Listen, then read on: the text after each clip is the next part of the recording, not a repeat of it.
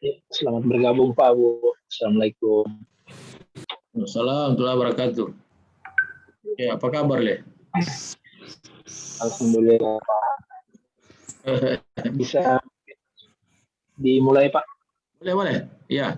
Oke. Baik. Assalamualaikum warahmatullahi wabarakatuh. Assalamualaikum warahmatullahi wabarakatuh.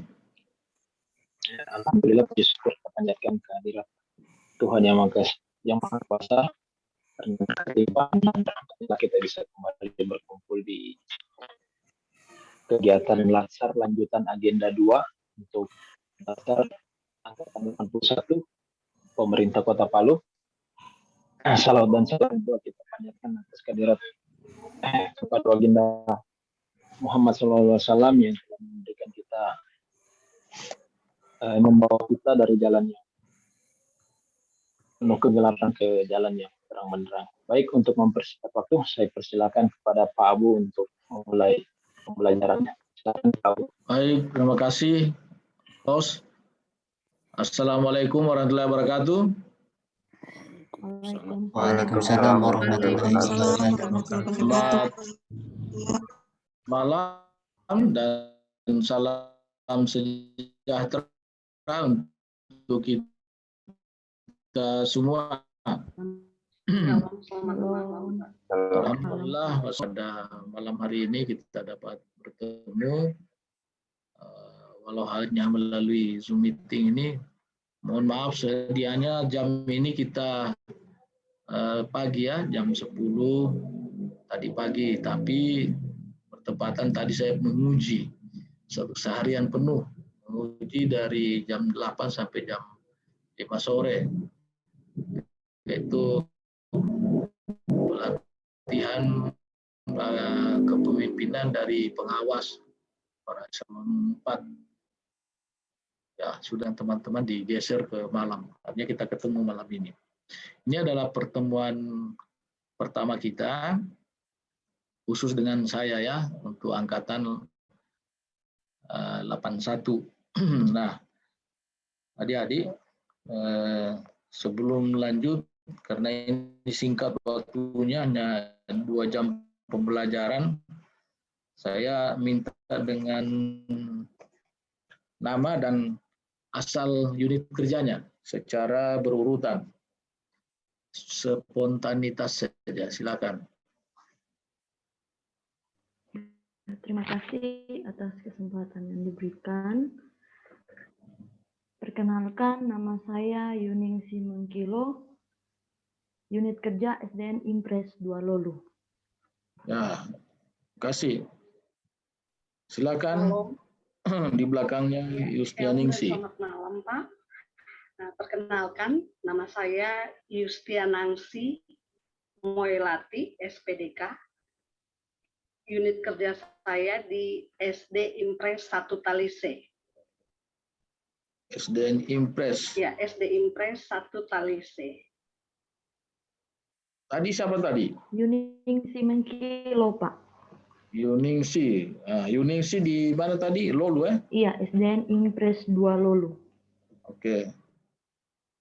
Lanjut, di belakangnya Yustianingsi. Assalamualaikum warahmatullahi wabarakatuh, Pak. Waalaikumsalam warahmatullahi wabarakatuh. Iya, perkenalkan nama saya Insinyur Sintarama Putri, unit kerja SD Impres 1 Talise. SD Impres Talise.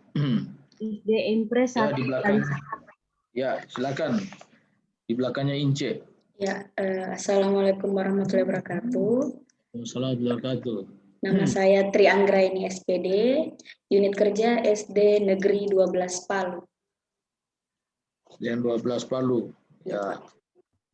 Oke, di belakangnya Tri Anggraini. Assalamualaikum. Nama saya Rahmi, unit kerja dari Inspektorat Daerah Kota Palu. Oh, inspektorat ya? Iya. Oke. Di belakangnya Rahmi. Assalamualaikum warahmatullahi wabarakatuh, Pak. Nama saya Asmrianti, unit kerja Rumah Sakit Umum Anutapura Palu. RSU Anutapura. Oke. Ya, Pak. Di belakangnya Asmulyanti. Assalamualaikum warahmatullahi wabarakatuh. Waalaikumsalam warahmatullahi Nama wabarakatuh. saya Gilang Ramadan, unit kerja UPTD Puskesmas Kamonji. Puskesmas Kamonji. Oke, di belakangnya Gilang Ramadan.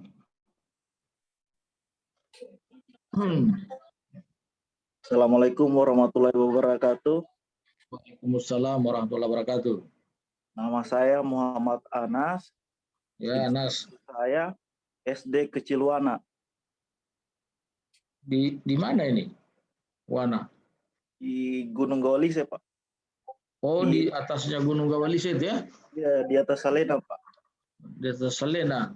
Ya. Oh. Oke. Di belakangnya Anas. Selamat malam, Pak. Nama saya Octavianus Prasetya Pongawu. Saya, unit kerja saya di SMP Negeri 9 Palu. Wah, baku dekat kita ini. Iya, Pak. Sembra. Iya, Pak. Hah? Dekat, Pak. Sembra saya Sembra 1. Oh, ya. Kasih deh. Nah, terus Octavianus. Di belakangnya Octavianus. Assalamualaikum warahmatullahi wabarakatuh, Pak. Selamat malam. Izin memperkenalkan diri. Nama saya Agus Adijaya Pratama, Pak. Dari unit kerja Dinas Perhubungan Kota Palu. Oh, perhubungan ya? Ya, Pak. Oke, sudah semua ya? Siap. Apa lagi? Kintan. Assalamualaikum warahmatullahi wabarakatuh. Perkenalkan Pak, saya Kintan Siva Helmalia, unit kerja SD Impres 10 Talise. SDN, tidak ada satu sekolah, ini semua beda-beda ya? Talise. Ya, terima kasih Pak. Apa lagi? Sudah habis semua? Maaf Pak, saya dengan Ibu Nangsi satu sekolah Pak. Oh, dengan Nancy. Bu Yustiana Nangsi. Oh, ya. Oke. Nah, sekarang saya lagi memperkenalkan secara singkat ya, sambil saya buka materi. Kalau nama saya sudah dikenal semua ya, sesuai di jadwal itu. Abu Bakar Al-Mahdali. Wah, saya udah tua. Lahir 63 tahun yang lalu ya. Di Kepulauan Togean di Una-Una. Nah, kemudian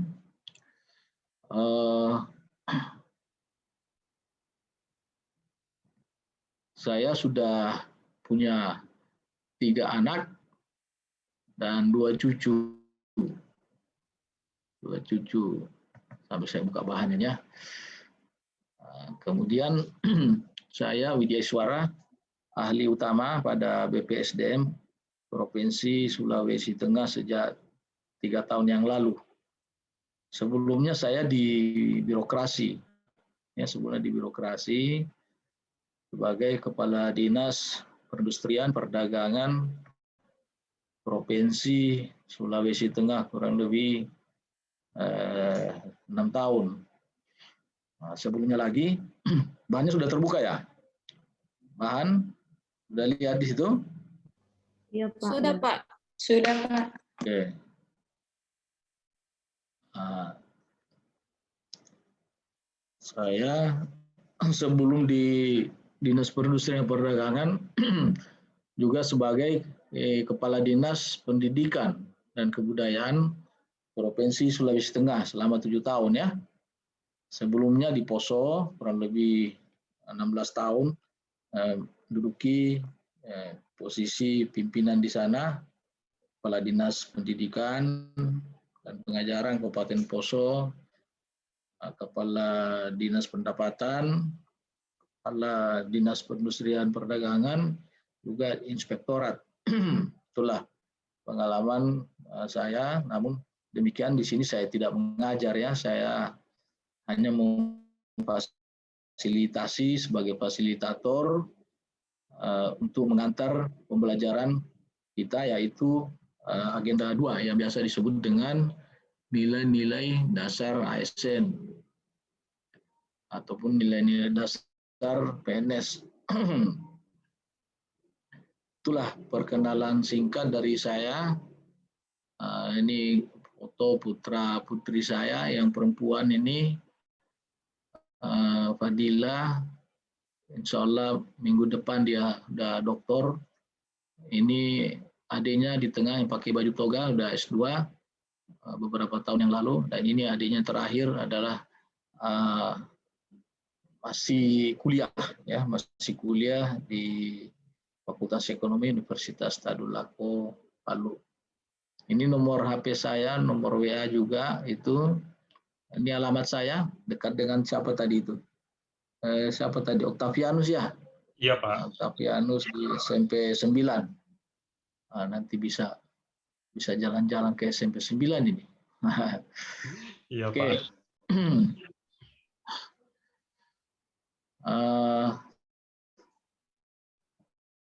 Adik-adik, saudara-saudara sekalian, sebetulnya adalah dengan dikandung maksud untuk menuju PNS yang profesional, ya, dan berkarakter dalam memberikan pelayanan publik. Namun untuk menuju ke sana kan tidak semudah membalikan telapak tangan.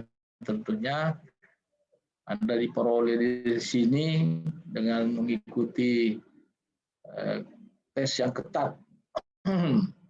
Maka Anda diantar ke sini dengan dasar hukum, adanya Undang-Undang Nomor 5 ya 2014 tentang ASN, ada peraturan pemerintah tentang manajemen PNS, kemudian ada Perlan yang terakhir ini Nomor 1 2021 tentang Latsar yang sementara kita ikuti, dan selanjutnya pedoman penyelenggaraannya serta kurikulum Latsar CPNS. Nah, sebetulnya menurut peraturan lembaga administrasi negara itu, apakah kompetensi yang kita bangun adik-adik? Tidak lain tidak bukan, ada 4 hal. Yang pertama yaitu menunjukkan sikap perilaku bela negara, ya, menunjukkan sikap perilaku bela negara, itu yang pertama. Dan ini saya kira sudah adik-adik ikuti pembelajarannya beberapa hari yang lalu. Kemudian mengaktualisasikan nilai-nilai dasar PNS dalam pelaksanaan tugas jabatan yang sekarang kita akan memulainya, ya. Kemudian nanti setelah itu mengaktualisasikan kedudukan dan peran PNS dalam kerangka negara kesatuan Republik Indonesia. Itu kompetensi yang dibangun. Dan sekaligus juga tentunya agar supaya Anda bisa menunjukkan penguasaan kompetensi teknis. Ada tentang kompetensi bidang guru, ya, belajar mengajar, kompetensi teknis bidang kesehatan, seperti itu, ya. Ini saya kira juga sudah disampaikan bahwa keterkaitan mata pelatihan agenda 1, 2, 3, dan 4 itu tidak bisa kita pisahkan satu dengan yang lain. Termasuk juga agenda 2, yaitu nilai-nilai dasar PNS yang terdiri dari materi pembelajaran akuntabilitas, nasionalisme, etika publik, komitmen mutu, maupun juga anti korupsi, itu tidak bisa dipisahkan satu dengan yang lain. Demikian juga nanti usai pembelajaran agenda 2, Anda akan masuk pada pembelajaran agenda ketiga, yaitu tentang pelayanan publik, whole of government, dan manajemen ASN. Bagaimana kurikulum kita di sini, agenda 2, itu membekali Anda semua untuk menginternalisasi nilai-nilai dasar yang dibutuhkan dalam menjalankan tugas jabatan PNS secara profesional sebagai pelayan masyarakat yang meliputi kemampuan berakuntabilitas, ya, mengedepankan kepentingan nasional, menjunjung tinggi standar etika publik, berinovasi, untuk meningkatkan mutu pelayanan tugas jabatan dan tidak korupsi, dan mendorong percepatan pemberantasan korupsi di unit kerja masing-masing. Nah, sebetulnya target kita di agenda pembelajaran ini, agenda 2 ini, yaitu untuk mengaktualisasikan, ini target, bagaimana bisa mengimplementasikan, memberikan aksi, dan sekaligus nanti sudah menjadi habituasi, sudah pembiasaan terhadap penerapan nilai-nilai dasar ASN itu. Nah, tapi tentu itu tidak semudah membalikan telapak tangan. Kita juga harus mempunyai kemauan, mempunyai kemampuan, dan ditopang dengan semangat, motivasi, dan gairah belajar, gairah ingin tahu. Jadi tidak serta-merta. Jadi harus ada semangat, ada motivasi, ada gairah, ada kemauan, ada kemampuan, juga tentu pembelajaran teori, regulasi, peraturan-peraturan ini harus kita pahami, harus kita dalami. Termasuk tadi beberapa aturan-aturan regulasi yang sudah kita sebutkan tadi. Tapi sekali lagi targetnya adalah bagaimana kita bisa mengaktualisasikan, bisa mengimplementasikan dalam kehidupan kita sehari-hari sebagai pelayan publik sesuai dengan tugas pokok dan fungsi kita masing-masing.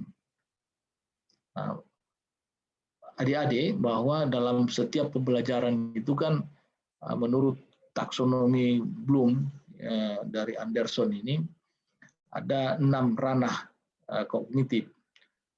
Tentu tidak serta-merta ketika kita mempelajari, paling tidak, paling awal kita harus ketika mempelajari sesuatu ada ingatan kita, ada daya ingatan kita, yaitu bagaimana yang dikatakan sebagai remembering atau C1. Kemudian berikut setelah itu masuk pada aktivitas setelah mengingat, kita memahami atau C2. Tidak mungkin kita bisa paham kalau tidak mengingat. Nah, itu rentetannya seperti itu. Harus ingat dulu, baru kita bisa paham. Setelah itu bisa kita terapkan. Kalau kita bisa terapkan, kita mampu menganalisa atau mengurai dan menilai selanjutnya bagaimana menciptakan. Ini sudah tahap pemahaman yang paling tinggi dalam pembelajaran. Ada tahapan-tahapannya seperti itu. Sama dengan dasar CPNS ini. Nah, diawali dengan pembelajaran online kurs atau di MOOC beberapa waktu yang lalu.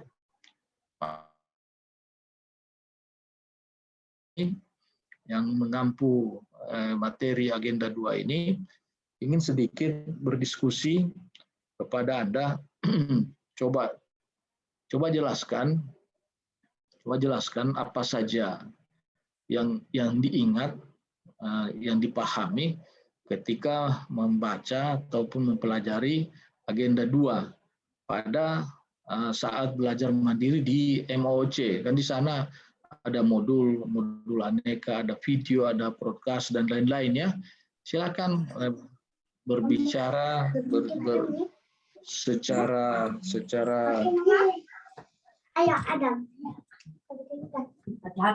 tanpa beban. Silakan 11 orang, saya tidak usah tunjuk karena setiap aktivitas partisipasi Anda dicatat oleh evaluator. Keaktifan Anda dinilai dan saya juga memberikan nilai tentunya. Silakan, bukan benar salahnya, tapi di sini adalah keinginan kita untuk berbagi, berkontribusi. Baik. Ayo, izin Pak. Akan ya sebut Ya, namanya Pak. Agus ya. Oke, Agus. Izin Pak, Silakan. mungkin sedikit sharing dari saya terkait kemarin saat mengikuti MOOC. Adapun yang sudah saya dapatkan untuk pembelajaran aneka ini yaitu akuntabilitas, personalisme, etika publik, komitmen mutu, dan di sini saya menjelaskan untuk akuntabilitas itu di mana ada poin-poin yang saya dapat, yaitu untuk akuntabilitas itu merupakan kewajiban pertanggungjawaban yang harus kita capai, di mana akuntabilitas di situ juga bersanding dengan responsibilitas. Nah, kemudian untuk nasionalisme itu merupakan rasa cinta tanah air kita. Bagaimana kita menemukan rasa cinta tanah air kita. Kemudian untuk poin ini Kak, kode etik. Di sini kode etik itu yang saya dapatkan dari emosi ini, di dalamnya itu bagaimana etika kita dalam pelayanan ke publik. Jadi lebih ke nilai-nilai kita dalam melayani dan berperilaku, sikap kita. Kemudian komitmen mutu, di mana komitmen mutu ini, izin Pak, yang seperti kita ketahui komitmen itu adalah janji kita, seperti janji. Kemudian mutu adalah nilai, di mana mutu itu nilai atau kualitas. Jadi bagaimana komitmen kita memberikan nilai yang berkualitas kepada pelayanan publik, baik itu secara vertikal atau horizontal. Mungkin sekian dari saya, Pak. Izin, terima kasih atas kesempatannya. Terima kasih Agus sudah mengawali diskusi kita terhadap apa yang masih mampir, kan masih segar ini anak-anak muda, anak-anak milenial yang dipelajari kemarin itu masih sangat segar dan sudah berbagi. Nah, tentu saja yang lain juga ingin, maka saya beri kesempatan untuk menyampaikan apa saja yang dipelajari, apa saja yang dibaca di sana. Apakah ada yang sempat nonton videonya, ada mendengarkan podcastnya dan sebagainya, silakan. Di belakangnya Agus. Ya, izin Pak. Ya. Izin menambahkan Pak. Gilang. Iya Pak. Ya, mengenai akuntabilitas sendiri kan merupakan adalah tanggung jawab seorang individu atau kelompok untuk memenuhi suatu tanggung jawab. Sedangkan perbedaannya dengan responsibility sendiri adalah tanggung jawab yang telah dicapai tersebut. Untuk yang dimaksud dari nilai amanah di sini adalah nilai-nilai publik. Bagaimana seorang PNS mampu bertanggung jawab dan mencapai tujuan yang menjadi tanggung jawabnya itu, yang menjadi amanah itu dalam bentuk nilai-nilai publik yang diberikan kepada masyarakat itu sendiri. Salah satu contohnya adalah dapat mengambil pilihan yang tepat ketika terdapat konflik kepentingan dan tidak masuk dalam politik praktis dan mampu pula berlaku adil kepada orang lain dan memiliki kecakapan dan konsistensi, Pak. Itu yang saya pahami. Kemudian untuk nasionalisme sendiri ini berkaitan dengan bagaimana seorang manusia mempunyai sikap tujuan yang sama, sehingga tujuan sikap yang sama ini menghasilkan tujuan yang sama pula, di mana berdasar dari lima nilai, yaitu nilai Pancasila itu sendiri, Pak. Wah, cocok betul. Ya, bagaimana seorang PNS menerapkan nilai Pancasila itu dalam kehidupan berbangsa dan bernegara. Contoh, bagaimana nilai ketuhanan yang Maha Esa itu diterapkan ke dalam kehidupan sehari-hari, seperti bagaimana bisa membedakan halal yang haram, hak dan batil, semua dibedakan, sehingga tidak terjadi yang namanya hubungannya dengan kasus anti korupsi, sehingga seorang tidak menimbulkan sikap-sikap seperti berpikiran untuk korupsi. Dan itu bisa diwujudkan, disambungkan dengan kualitas mutu, itu bisa diwujudkan dengan bagaimana kita berkomitmen untuk meningkatkan mutu yang lebih baik. Hal ini berhubungan dengan total quality management. Bagaimana seseorang pegawai negeri sipil bisa berkomitmen mutu dengan melakukan total quality management atau manajemen kualitas mutu yang berkelanjutan. Artinya punya kemampuan untuk selalu memperbaiki dan memperbaiki. Ya, sekian Pak. yang saya Wah. ketahui mengenai. Ya. Saya senang sekali ini, ya. Agus, Gilang bisa merangkai. Ada yang bisa meneruskan lagi apa yang disampaikan oleh Gilang, kayaknya berkesinambungan satu dengan yang lain. Apa memang seperti itu? Silakan. Akuntabilitas, nasionalisme, etika publik, tadi itu dia sambung menyambung. Nah, coba dikomentari dulu. Karena Gilang tadi menyampaikan itu sambung menyambung. Apa memang seperti itu, Kak? Ya, izin menjawab, Pak. Kalau dilihat dari penjelasan, didengar dari penjelasan Bapak Gilang, memang kalau dilihat secara menyeluruh, Pak, artinya kita melihat secara umum nilai-nilai dasar profesi ASN, yaitu akuntabilitas, nasionalisme, etika publik, mutu, dan anti korupsi ini sebenarnya semuanya berkesinambungan, Pak. Cuman memang dalam kesinambungannya itu ada beberapa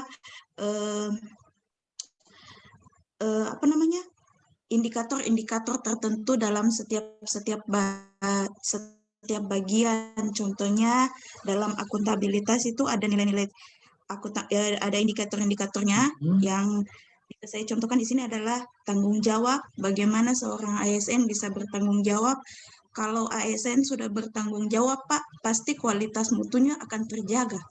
Dan untuk bagian anti korupsinya pasti tidak akan, insya Allah pasti tidak akan goyah untuk melakukan hal tersebut karena ada rasa tanggung jawab. Terus ada jujur. Itu jujur maksudnya sikap yang harus dimiliki setiap umat sih, Pak. Karena dalam kejujuran itu kita dilihat, kita dinilai.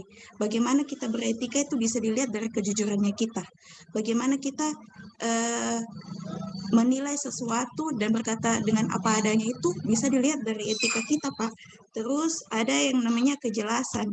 Pelaksanaan wewenang dengan bertanggung jawab dan jelas. Maksudnya di sini kalau kita diberi tugas atau kalau kita diberi tanggung jawab, berarti kita harus melaksanakan wewenang tersebut dengan penuh tanggung jawab. Itu berkaitan dengan kualitas mutu juga, Pak. Komitmen mutunya kita, Pak. Terus transparansi. Kalau adanya transparansi, keterbukaan atas semua tindakan dan kebijakan itu, kita akan tidak akan ada yang namanya anti korupsi karena semua apa yang kita jabarkan, apa yang kita jelaskan kepada pimpinan atau atasan nantinya itu secara transparan. Begitu, Pak, kira-kira. Terima kasih, Pak.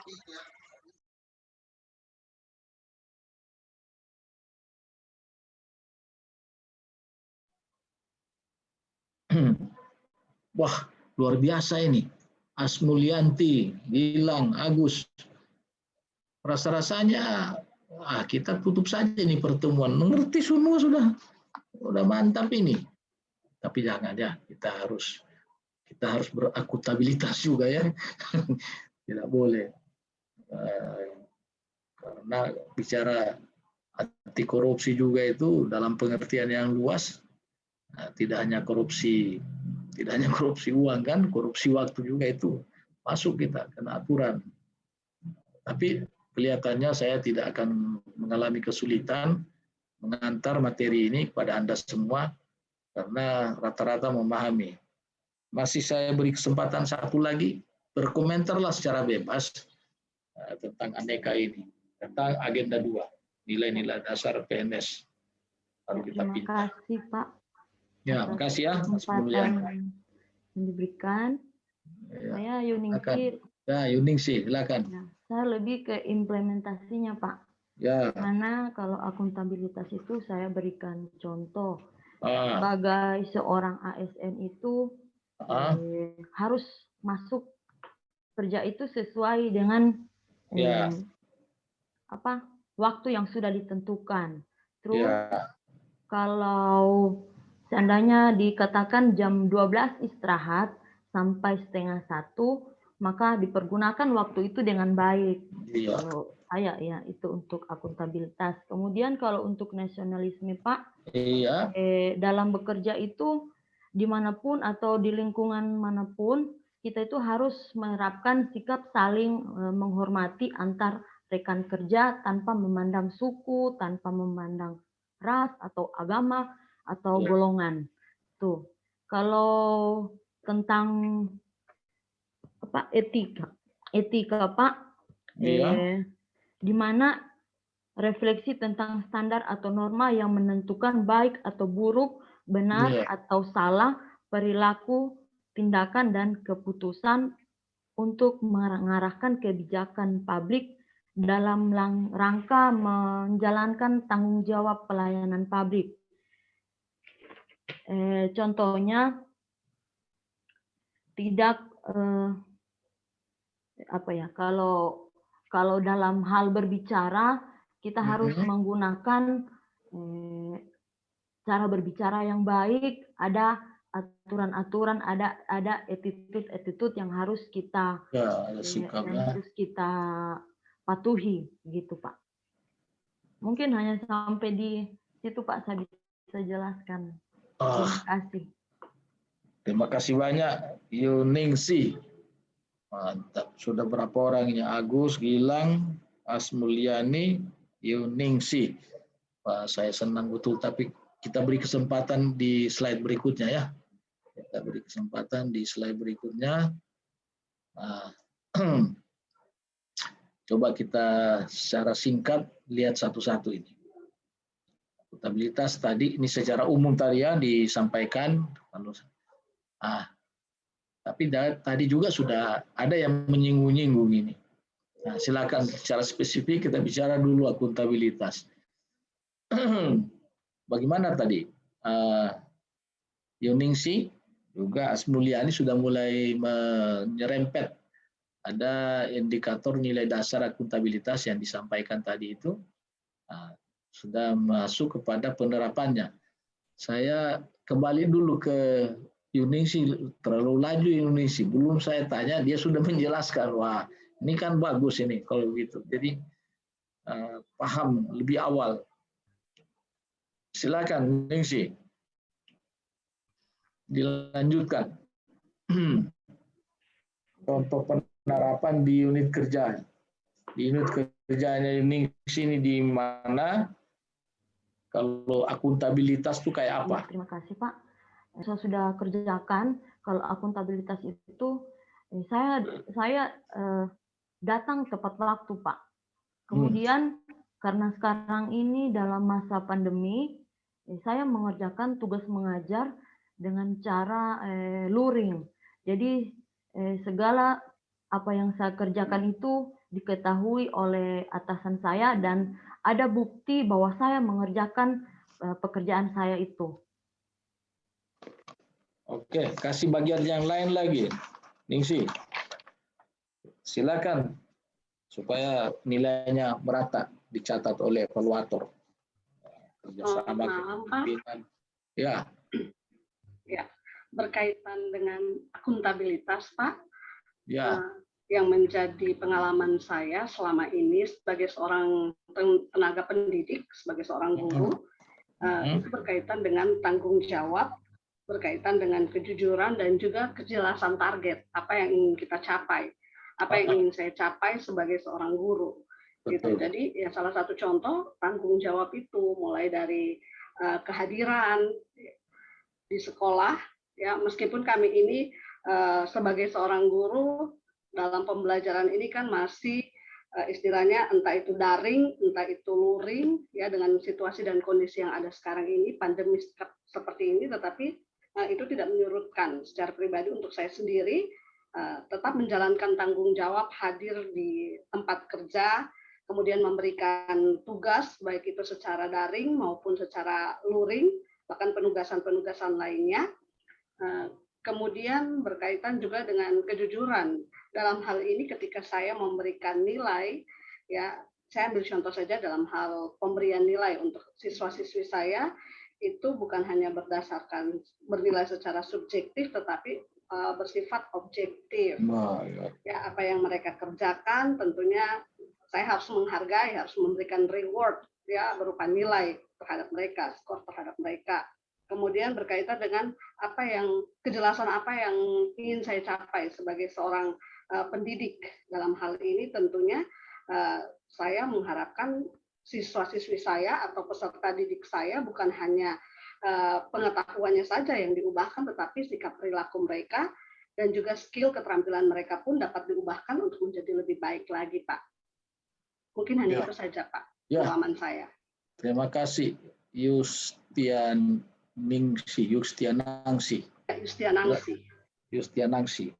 Di belakangnya Yustianangsi, masih ada yang mau izin menjawab, Pak? Ya, silakan. Ya, terima kasih untuk kesempatannya. Ya, untuk indikator nilai-nilai akuntabilitas dalam penerapannya di unit kerja saya di SMP 9, misalnya dalam hal kepemimpinan, untuk bagian ini salah satu penerapannya adalah tentang menjadi teladan. Ya, misalnya teladan untuk datang tepat waktu. Kemudian juga untuk integritas, termasuk dalam hal-hal praktis, dalam hal-hal kecil, memakai seragam sesuai dengan ketentuan.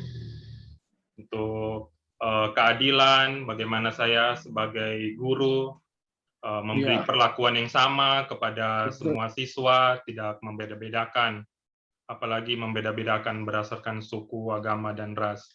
Saya berlaku sama kepada semua siswa. Dalam hal transparansi juga, termasuk memberikan nilai kepada siswa-siswa saya. Kalau di sekolah kan itu ada nilai raport. Nah, saya bukan hanya menyampaikan nanti nilai raportnya saja, tapi saya selalu berusaha untuk transparan, selalu menyampaikan kepada mereka nilai-nilai yang mereka dapatkan sepanjang perjalanan-perjalanan sampai di nilai akhir raport tersebut. Ya, tentunya juga itu menimbulkan kepercayaan. Jadi mereka tahu bahwa nilai yang saya berikan kepada mereka itu pasti memang sesuai dengan apa yang menjadi usaha dan hasil belajar mereka. Tentang kejelasan juga, tentang apa yang mau dicapai, target yang mau dicapai. Sebagai guru ya harus punya indikator hasil keberhasilan hasil belajar, standar kompetensi untuk setiap masing-masing mata pelajaran. Kemudian juga konsisten. Bagaimana menerapkan aturan baik di kelas maupun di sekolah. Saya menjadi teladan dan di sisi lain juga harus konsisten di dalam menerapkan. Terima kasih, Pak. Ya, terima kasih banyak, luar biasa. Mulai dari Agus tadi, Gilang, Asmulyani, Yuningsi, Yustianangsi, Octavianus. Nanti kita coba ya ini ya disampaikan tadi, jangan sampai dilupa ini, dan termasuk indikator-indikatornya itu. Nah, saya mau bertanya, tapi tentu kalau yang sudah tadi berkontribusi, bertutur, menanggapi, beri kesempatan yang lain lagi. Apakah seorang PNS yang tidak atau kurang akuntabel dapat berubah menjadi PNS yang akuntabel? Nah, silakan berikan komentar itu. Terima kasih atas kesempatan, Pak. Ya. Baik, Pak, saya akan menjawab. Apakah seorang PNS yang tidak akuntabel akan berubah menjadi PNS yang akuntabel? Menurut saya, seseorang itu masih bisa berubah, Pak. Karena dia seorang PNS. Dia menyadari bahwa dia itu mempunyai tanggung jawab yang besar terhadap bangsanya. Nah, yang seperti kita tahu kan tujuan akuntabilitas itu ialah memperbaiki kinerja PNS dalam memberikan pelayanan kepada masyarakat. Jadi kalau seumpamanya seorang PNS itu tidak memberikan pelayanan yang baik, tidak memberikan tanggung jawab yang baik, maka dia akan berdosa secara kalau orang bilang tanggung jawabnya berkurang. Jadi kalau menurut saya pasti suatu saat yang tidak merasakan yang kurang tanggung jawab kalau saya sebagai guru, dia seumpamanya ada PNS yang kurang bertanggung jawab terhadap tugasnya, mungkin nanti dia bisa akan berubah, karena kasihan anak bangsa kalau seumpamanya dia tidak melaksanakan tugasnya. Kasihan seorang orang tua yang mengajarkan, yang berharap anaknya bersekolah dengan baik, tapi guru itu tidak berakuntabilitas terhadap pekerjaannya. Jadi menurut saya pasti seseorang itu akan berubah. Terima kasih, Pak. Ince optimis ya. Artinya saya sengaja pancing dengan pertanyaan ini karena di sekitar kita banyak orang-orang seperti ini. Bukan hanya mereka yang di luar dari link PNS ya. Kita pun ya banyak seperti di sekitar kita banyak. Tapi dengan komentar Ince tadi kita optimis sepanjang kita mau berubah ya, termasuk lingkungannya banyak secara eksternal dan internal yang bersangkutan juga mau merubah dirinya. Nah, gitu harus optimis. Dan ini realitas. Pertanyaan saya ini realitas. Coba lagi di luar yang sudah berkomentar. Berikan penjelasan terkait PNS yang sudah diambil sumpahnya, namun tetap melanggar sumpah. Nah, silakan. Ini kan sudah disumpah. Anda juga nanti akan disumpah.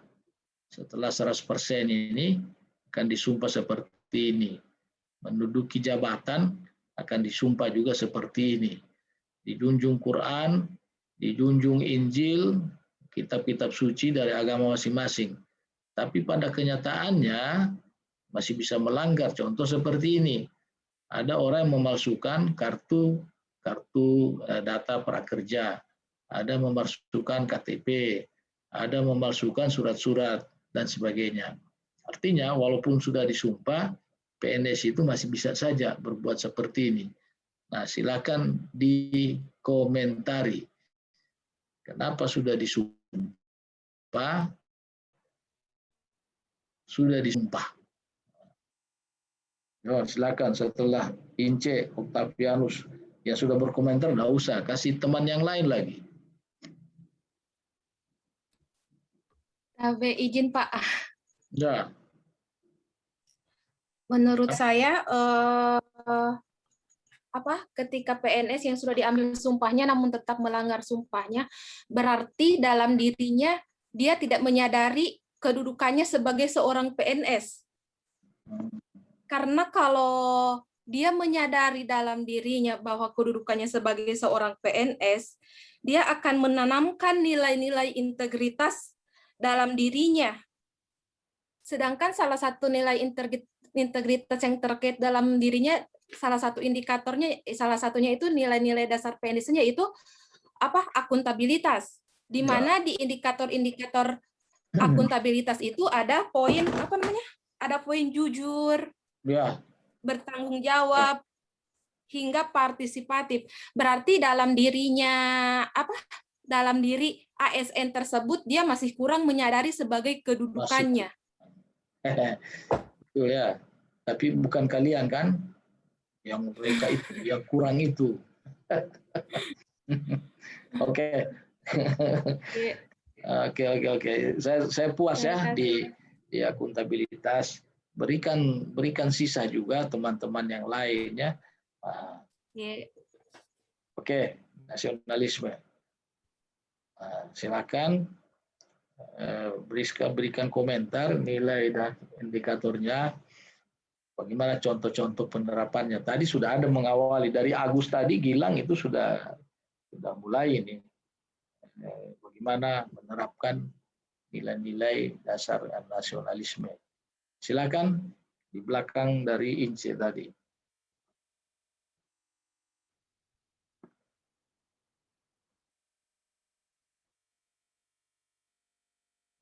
Ya, izin menjawab, Pak. Ya. Ya, kalau dari saya, untuk nasionalisme itu penerapannya di lingkungan kerja saya, kan karena saya seorang guru ya, kita melaksanakan upacara bendera itu termasuk salah satu jiwa nasionalisme, mengembalikan mengingat nasionalisme kita, bagaimana kita menghargai jasa para pahlawan, Begitu pula kita memperlihatkan kepada siswa bagaimana sih seharusnya menjalankan upacara bendera yang tertib, yang aman, yang tentram.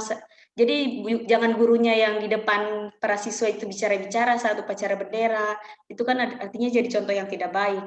Nah, kemudian ada pula di sekolah saya sebelum pulang sekolah untuk anak SD itu dilakukan sholat. Untuk yang Islam kita adakan sholat berjamaah.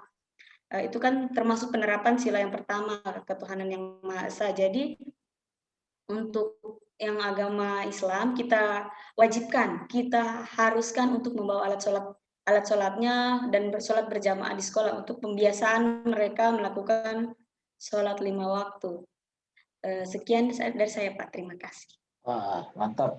Anggrek ini. Satu lagi di belakang Anggrek ini. Ya, permisi Pak. Ya. Kalau dari saya kan di Rahmi. Ya. Kalau di tempat saya itu biasanya nasionalisme itu kami tunjukkan dengan saling menghargai dan menghormati auditi, memberikan kesempatan auditi untuk melaksanakan dan menyelesaikan tugasnya. Dan dalam menjalankan tugas kami selalu ingat bahwa Tuhan ada untuk mengawasi tindak dan perilaku kami. Dan tidak lupa juga menjalankan ibadah, Pak. Itu saja, Pak. Terima kasih. Ibadah sesuai dengan kepercayaan masing-masing ya, saling menghargai. Ya, yang pastinya bahwa nasionalisme tadi ini lebih kepada pengamalan nilai-nilai Pancasila ya, seperti disampaikan oleh Agus, Dilan dan teman-temannya tadi itu ya, dan terakhir disampaikan oleh Rahmi. Siapa lagi di belakangnya Rahmi? 1, 2, 3, 4, 5, 6, 7. Satu lagi. Mohon izin, Pak. Nah, Anas terakhir. Ya. Assalamualaikum warahmatullahi wabarakatuh. Ya. Jadi di sini saya untuk mengulas sedikit persoalan nasionalisme di lingkungan saya, lingkungan kerja saya. Nah, jadi sebelum saya lanjut, Pak, saya mau cerita sedikit pengalaman saya. Begitu datang ke tempat saya, ternyata saya kaget di sana. Banyak sekali paradoks yang terjadi, yang maksudnya sesuai dengan apa yang saya ketahui dan pelajari. Ternyata contohnya dari sikap nasionalisme tadi. Saya bicara masalah, tapi di sini saya perkecil ke konteks nasionalisme di sini.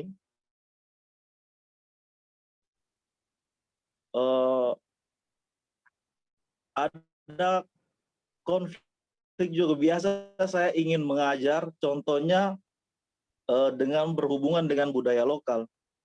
Nah, salah satu dari contoh nasionalisme itu berbahasa Indonesia baik dan benar. Iya, betul. Nah, kemudian di sana saya temukan kebanyakan itu mayoritas anak-anak itu kurang menguasai bahasa Indonesia. Bahasa Indonesia, iya. Iya. Akhirnya di situ saya dapat konflik batin di situ. Apakah saya mau pertahankan saya punya Indonesia yang baik dan benar, atau menyesuaikan diri dengan keadaan di sana? Seperti itu. Jadi salah satu, saya pikir dari nasionalisme ini, salah satu contohnya saya menyadari itu menghargai budaya lokal. Menghargai budaya lokal. Itu salah satu bagian karena iya, betul. Sesuai dengan Pancasila, menerapkan nilai-nilai Pancasila, salah satunya Bhinneka Tunggal Ika. Betul. Jadi di sana saya tidak terlalu memaksakan untuk berbahasa Indonesia. Mantap. Tapi saya harus belajar kepada mereka tentang bahasa di sana. Sudah. Nah, kemudian, iya oke, silakan. Terima kasih, Pak.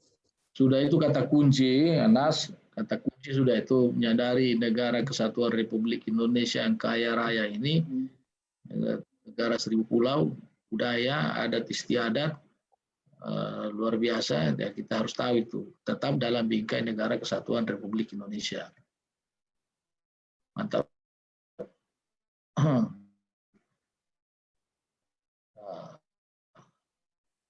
Nilai-nilai apa yang terkandung di dalamnya.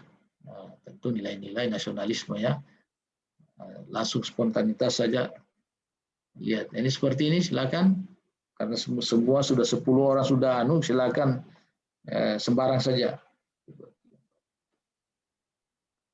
Oh, satu lagi yang belum berkomentar. Ya, silakan beri kesempatan dulu dia.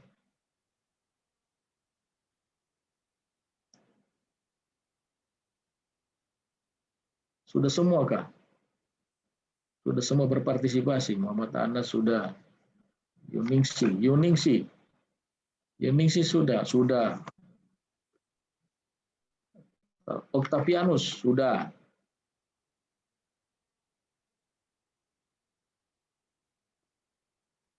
Ya, apa komentarnya dengan melihat foto atau gambar ini?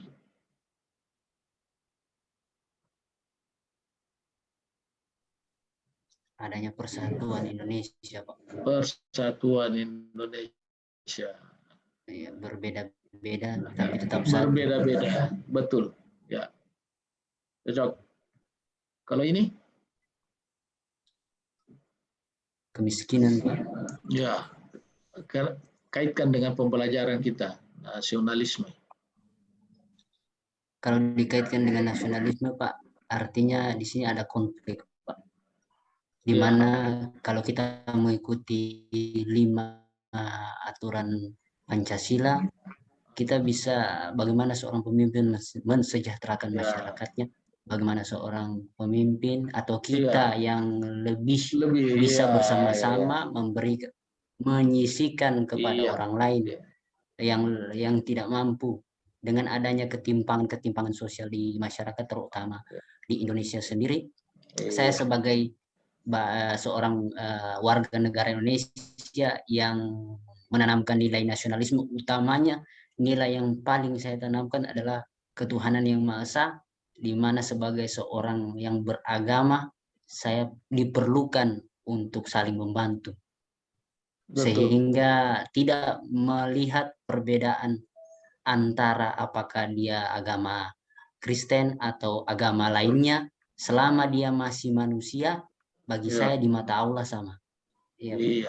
Ya, jadi perlu saling membantu ya, aspek keadilan sosial ya. Oke. Kalau seperti ini gimana komentarnya?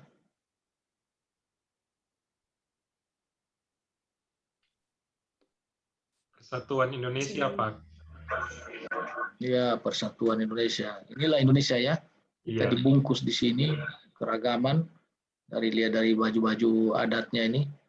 Kita saja di Sulawesi Tengah berapa baju-baju adat kita, berapa suku bangsa. Kaili saja rumpunnya luar biasa banyak itu.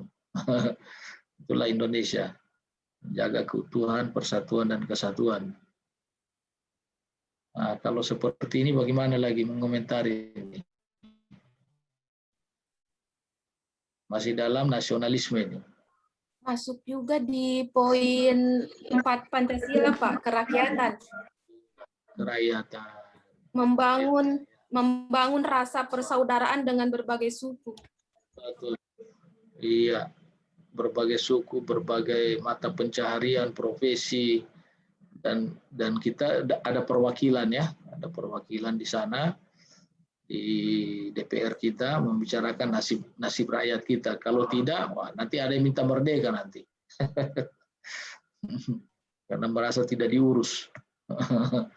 Nah, kalau seperti ini gimana itu? Bagaimana mengomentari ini? Bahwa kita harus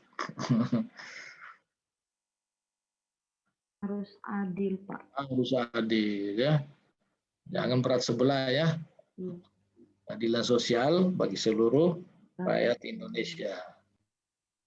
Jangan yang di tengah ini main timbang bolong dia. Tapi kalau begini beratnya, biarpun mereka berdua di sana, tetap juga yang gemuk ini lebih berat. Nah, prinsipnya harus ada apapun dia digambarkan antara pemerintah pusat, daerah, rakyat yang berpunya maupun yang miskin, seperti dijelaskan tadi ya. Nah, sekarang kalau kita bicara tentang etika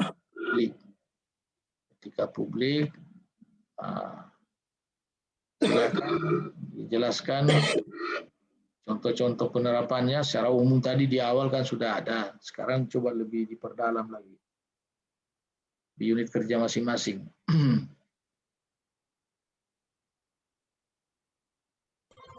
Ya, baik Pak, saya mencoba menjawab mengenai contoh dari penerapan etika publik di unit kerja ya Pak ya. Kebetulan saya kerjanya di Rumah Sakit Anutapura.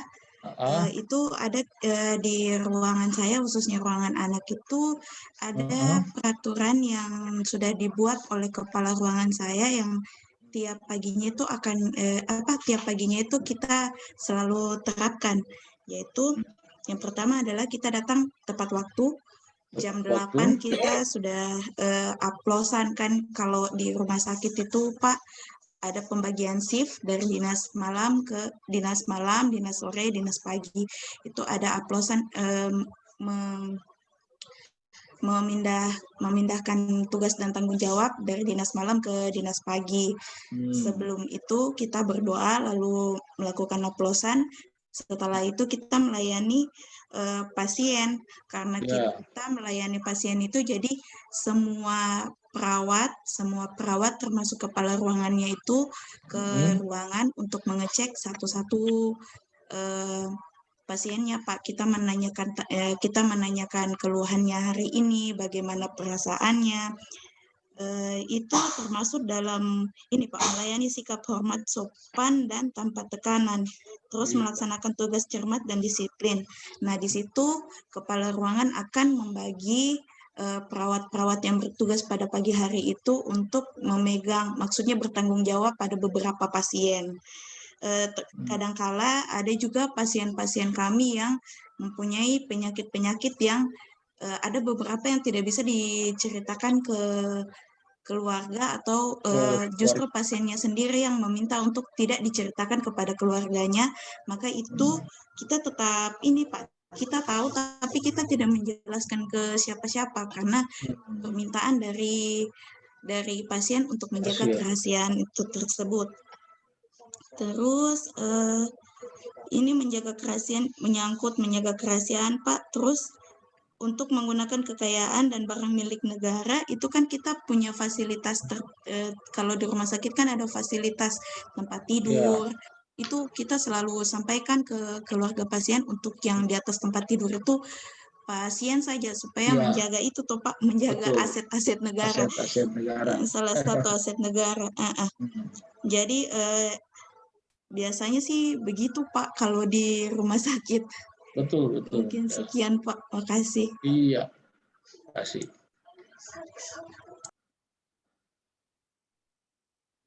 Ya, ini silahkan nanti dipahami ini nilainya dan juga indikatornya seperti dijelaskan tadi oleh Mas Mulyanti. Saya ajak lagi menyimak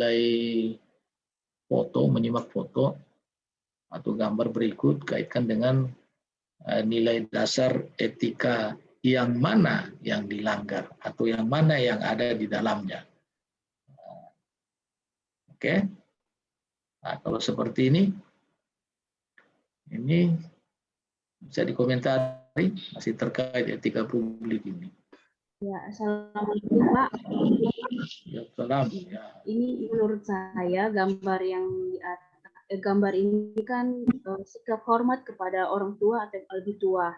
Jadi menurut saya itu termasuk toleransi dan tanggung jawab terhadap orang lain.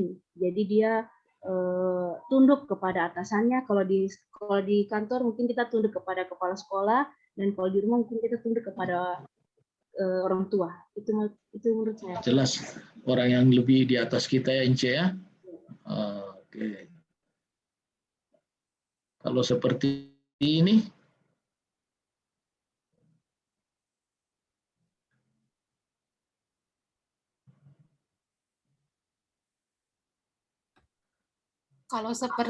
mungkin poin tulus Pak, bahwa kita harus tulus memberikan pelayanan kepada publik.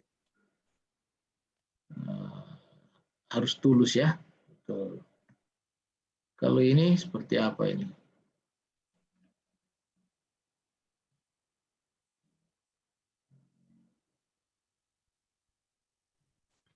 Kalau menurut saya masuk poin tidak diskriminatif dan Tidak adil. diskriminatif ya. Iya. Siapapun dia ya.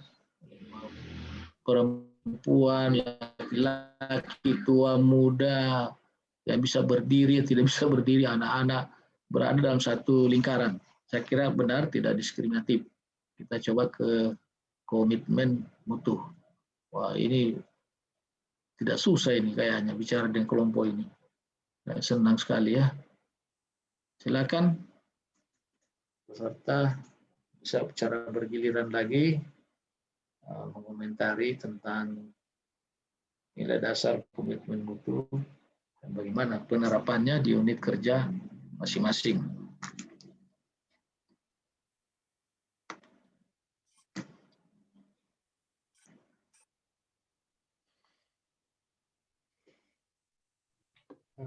Izin menjawab, Pak. Ya, izin menjawab, Pak. Silakan. Sudah bebas sekarang karena 10 sudah siapa sudah bicara semua. Jadi saya tidak membatasi lagi. Siapa yang mau berulang-ulang ya silakan saja. Kita tinggal cross saja. Nah, siapa yang duluan, siapa yang cepat. Nah, siapa tadi? Suara siapa tadi? Octavianus. Ya, Pak. Silakan Octavianus. Ya, silakan. Iya, kalau menurut saya komitmen mutu untuk penerapannya di unit kerja saya sebagai guru, jadi nilai-nilai komitmen mutu ini tentang efektif, efisien, kreatif, inovatif, dan berorientasi mutu. Jadi menurut saya dalam pendidikan, untuk hasil belajar, untuk kualitas seorang siswa, itu tuntutannya sebenarnya bukan hanya kepada seorang siswa tersebut, tetapi juga seorang guru itu harus menuntut dirinya sendiri. Bagaimana seorang guru bisa menciptakan pembelajaran yang berkualitas, pembelajaran yang menarik, pembelajaran yang kreatif, pembelajaran yang bisa membuat siswa mengoptimalkan potensi-potensinya. Jadi bagi saya penerapannya ini juga dalam peran sebagai guru adalah bagaimana bisa menciptakan pembelajaran yang menarik, pembelajaran yang berkualitas. Betul sekali. Ya, makasih Octavianus. Yang lain? Iya, saya Pak. Ya, Andre ini. Ya, izin menjawab Pak. Jadi ini kan ada 4 nilai-nilai dasar ya, efektif, efisien, inovasi, dan berorientasi pada mutu. Nah, kalau efektif, saya itu lebih ke bagaimana diri saya harus mengefektivitaskan waktu yang digunakan. Jadi, karena pembelajaran siswa itu kan sekarang satu hari itu sudah ada target-target tertentu, jadi jangan sampai target yang harus diselesaikan hari ini loncat sampai hari selanjutnya. Artinya, jadi pekerjaan yang selanjutnya malah tertunda-tunda dan menumpuk. Nah, kemudian efisien. Nah, efisien itu bagaimana saya memaksimalkan ilmu-ilmu saya yang saya dapatkan di waktu bangku kuliah, pelatihan-pelatihan untuk membuat pembelajaran menyenangkan yang bisa membuat siswa menjadi kreatif. Kemudian inovasi. Jadi di zaman sekarang ini kita harus dituntut untuk sering berinovasi, menggunakan media-media pembelajaran yang menarik, seperti game-game tertentu saat pembelajaran, itu siswa sangat senang untuk pembelajaran yang seperti itu, apalagi anak-anak, saya kan guru SD.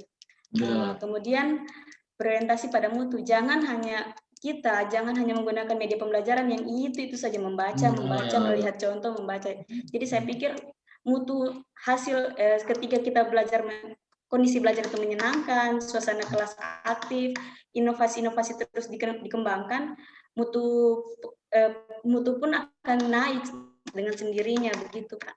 Nah, terima kasih. Terima kasih banyak. Saya mau lewati ini karena sudah mantap. Nah, coba kalau kita lihat lagi foto tentang komitmen mutu, gimana bisa dikomentari ini? Sudah dijelaskan tadi.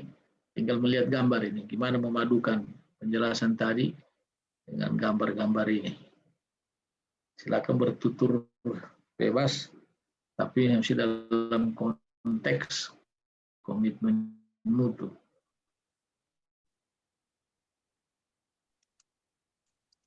Ya.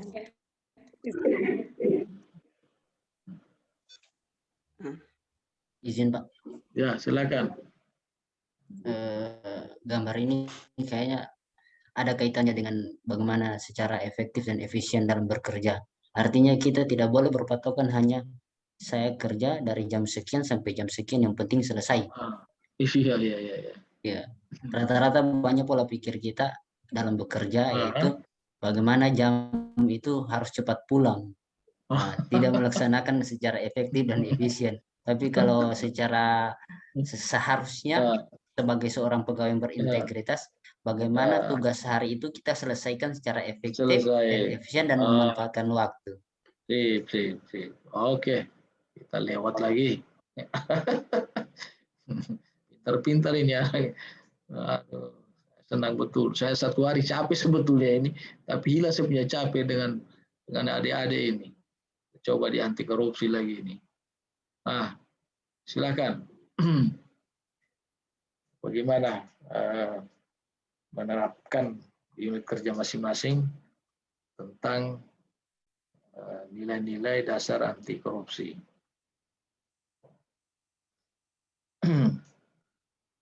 Terima kasih Pak. Silakan. Iya. Penerapan nilai-nilai dasar anti korupsi kalau di tempat kerja, khususnya yang terjadi yang saya alami Pak, ketika di jam kerja yang seharusnya guru itu bekerja, tetapi kebanyakan malah mengambil seperti HP untuk bermain game. Itu sudah termasuk mengkorupsi waktu Pak, kalau menurut saya. Bukan cuma korupsi doi ya. Iya.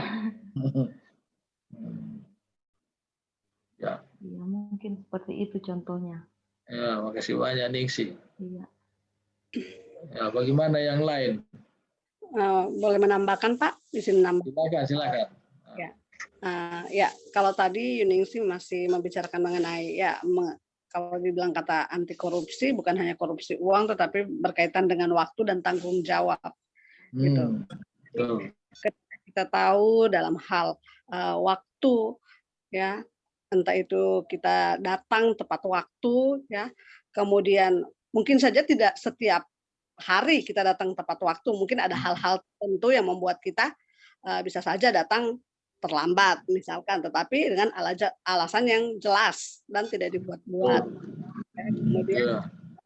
Kemudian dalam hal memberikan pembelajaran kepada siswa, itu kita tidak memotong-motong waktu itu kalau kita berbicara mengenai waktu, ya. Kemudian dengan tanggung jawab yang diberikan, yang kita miliki, ya, bukan hanya saja diberikan oleh atasan terhadap kita, tetapi yang kita sadari kita memiliki tanggung jawab tersebut dan kita melaksanakan dengan sebaik mungkin. Itu menurut saya, Pak. Betul. Ya. Betul sekali. Terima kasih banyak. Ya. Ada satu orang lagi menambahkan? Ini bebas sudah ini. Kalau tadi saya tunggu sampai 10 orang, ini kan sudah mau double-double, ya ada masalah. Evaluator mencatat siapa yang aktif. Sekarang berebut untuk berkontribusi. Tadi saya tahan karena saya ingin pemerataan. Sekarang sudah, silakan, tidak ada penilaian terhadap orang yang selalu bicara terus. Siapa yang cepat, silakan berkomentar. Ya, silakan.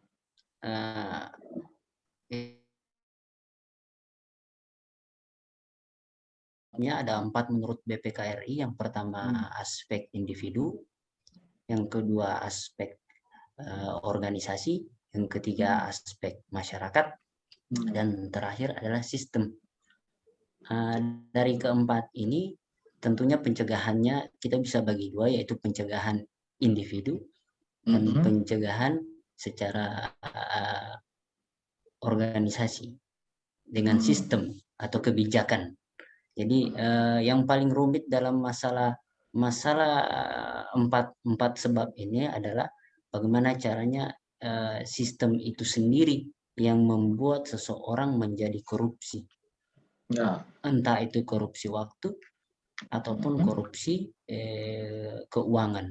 Dan untuk mencegah keempat aspek tersebut dengan perubahan moral bagi individu atau organisasi, dan untuk sistem sendiri bagaimana kebijakan dibuat kebijakan baru agar kebijakan tersebut menjadi sistem yang tidak membuat orang lain korupsi. Ya, Pak. Ya, ini Gilang sudah memberikan resep mengantisipasi.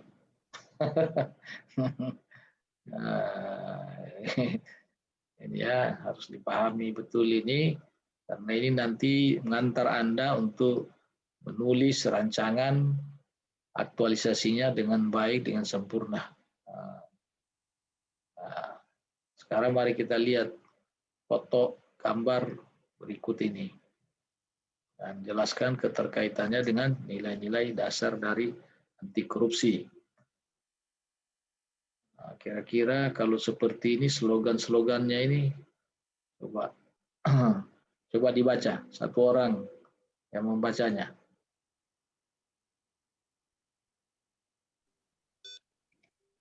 Izin membaca, Pak? Boleh? Ya, dibaca. Ya, berdasarkan bahan bacaan ini, saya mencobanya. PNS kaya raya sama dengan koruptor. Wahai kaum PNS, birokrat kaya raya, ayo lawan korupsi birokrasi. Bila kamu koruptor, sadarlah, meski hukum tidak bisa menjamamu. Tidak kau sadari, masyarakat telah menghukummu. Sang penguasa alam akan memberi karma dunia akhirat. Jadi hati-hati ya. Ini rumah mewah ini. Jadi kita ini sebagai birokrat PNS memang sulit ya memiliki rumah kayak gini ya. Kalau mau kaya ya jangan jadi PNS. Ini sebuah pilihan. Kalau mau kaya banyak duit, jadilah pengusaha. Nah, silakan komentar ini. Jangan. Tolak gratifikasi, Pak. Ya, tolak. Secara ikhlas ya, kita harus berani, kan ada kata berani juga itu di indikatornya, di nilainya berani menolak ya, berani mengatakan yang sebenarnya, mengungkapkan fakta. Ya, termasuk berani menolak ini ya. Bagaimana dengan contoh ini, Bapak Presiden? Izin Pak, menurut saya dilihatnya kan Bapak Presiden pakai sepeda berarti kesederhanaan. Dan memang beliau ini suka pakai sepatu dalam negeri, sepatu buatan Bandung ya. Kemejanya kemeja putih digulung-gulung, sangat sederhana. Bagi-bagi sepeda itu ada makna itu. Ada makna. Di samping kita sehat, olahraga, tapi sebetulnya kandung maksud kesederhanaan. Bagus ya, cepat sekali menganalisa. Wah, ini gimana ini?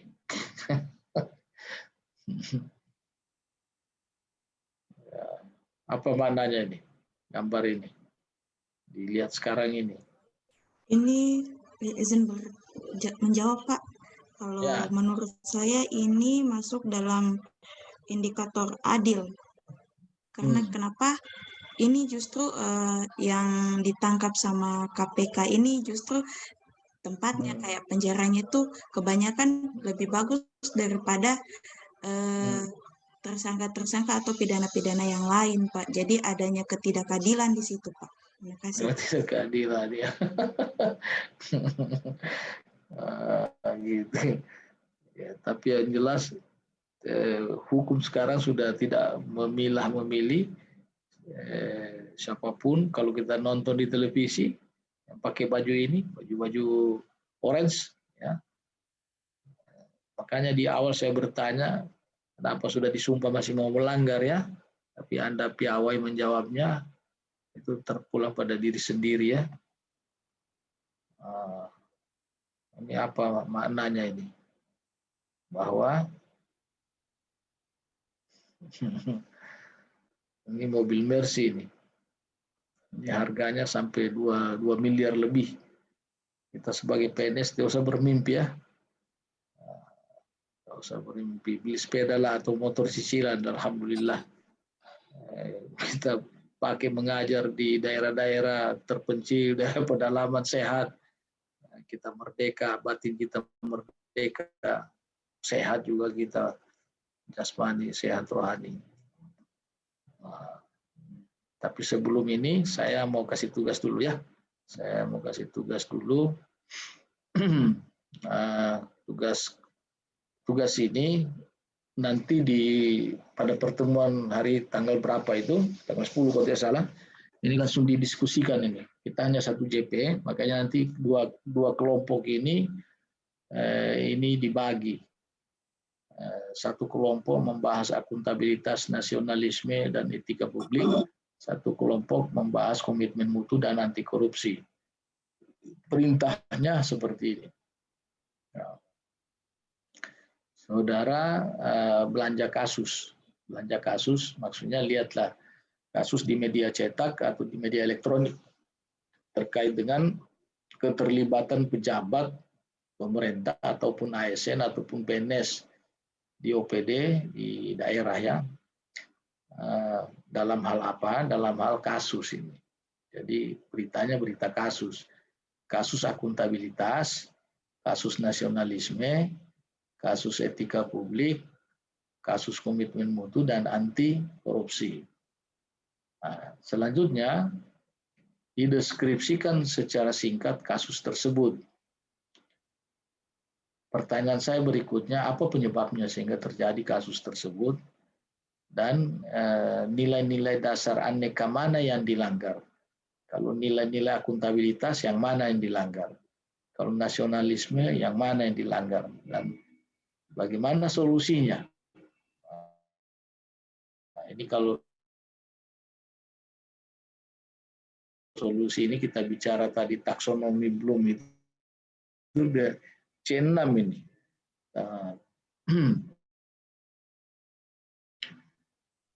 Jadi solusinya harus betul-betul Anda mencarikan jalan keluar.